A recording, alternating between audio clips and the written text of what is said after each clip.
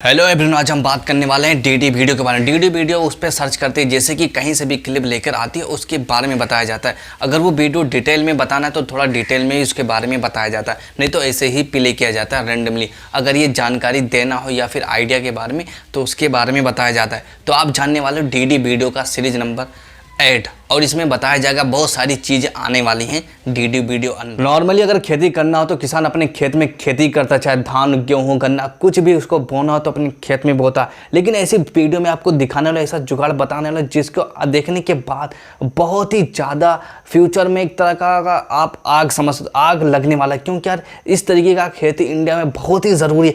क्योंकि यार बहुत सारे स्टेट हैं इंडिया के अंदर जहाँ पे यार बाढ़ के आने के बाद डूब जाते हैं, जैसे कि बिहार, चेन्नई, केरला और बहुत सारे ऐसे स्टेट हैं जो कि पानी की वजह से पूरा का पूरा खेत तबाह हो जाता है, बहुत सारी घरें तबाह हो जाती हैं। लेकिन ये खेती करने का जुगाड़ अगर इंडिया में डेवलप कर लिया गया तो बहुत ही ज़्यादा आप खेती यानी भूखमरी से इंडिया में बहुत ही कमी हो जाएगी। क्योंकि यार भूखमरी भी इंडिया का बहुत ही ज़्यादा है।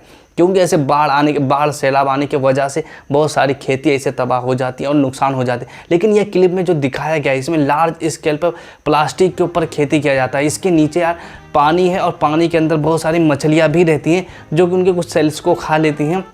उसके वजह से खेती बहुत ही अच्छी तरीके से होती, धान भी नहीं मरते और खेती एक नंबर की होती है। नॉर्मली क्या होता है यार कि वार्डरोब या फिर ड्रेसिंग टेबल बहुत सारी चीज़ें होगी, उसके अंदर लाइट नहीं होती, तो उसको अल्टरनेटिव क्या हो सकता है, लाइट को अंदर कैसे लेके जाए। क्योंकि बाहर का लाइट बहुत ही कम स्पेस में अंदर जा पाती है। लेकिन आपको मैं बता दूँ उसका अल्टरनेटिव ये है कि आपका एक LED आता है छोटा सा, उसको पेस्ट करना होगा। किस में पेस्ट करना होगा? आपके हाइड्रोलिक जो हिंजेस है उसके अंदर पेस्ट करना होगा। इसके साथ में आपका बहुत ही आसानी से अपना लाइट यूज कर सकते हो। मेरा तीसरा पॉइंट है ग्रेविटी जेट। ग्रेविटी जेट है क्या? ग्रेविटी है क्या मैं आपको बता दूं। कोई भी चीज़ ऐसे ही आसमान में ऐसे ही हवा में नहीं रह सकती, वो ज़मीन के ऊपर गिरना ही गिरना है। इसको बोलते हैं ग्रेविटी।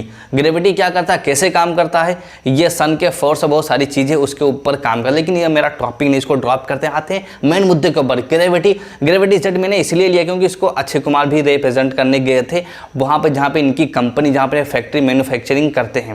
तो बहुत ही जल्द फ्यूचर में ऐसे बहुत ही ग्रेविटी जेट देखने को मिलने वाले हैं और ये बहुत ही ज़्यादा कॉस्टली भी है।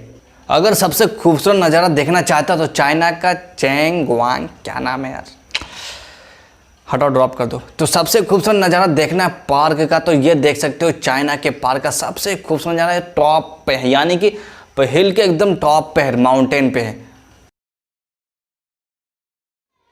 अब तक आपने बहुत सारी चीज़ों को रेडीमेड देखा, जैसे कपड़ा, सूट, बहुत सारी चीज़ों को, लेकिन क्या आपने घर को रेडीमेड देखा? नहीं देखा तो ये चीज़ें देख लो, कितनी अमेजिंग लग रही। बहुत आने वाले समय में घर को भी रेडीमेड बेचा जाएगा, ना कि कारीगर की वजह, क्योंकि फॉरेन कंट्री में बहुत ही ज़्यादा रिप्रेजेंट करने वाली कंपनियां रहती हैं, घर को रेडीमेड करती हैं। वहाँ पे कारीगर की बहुत ही ज़्यादा कमी होती है, इसके वजह से घर को रेडीमेड बनाया जाता है और बहुत सारी मटेरियल से ऐसे बनाया जाता है।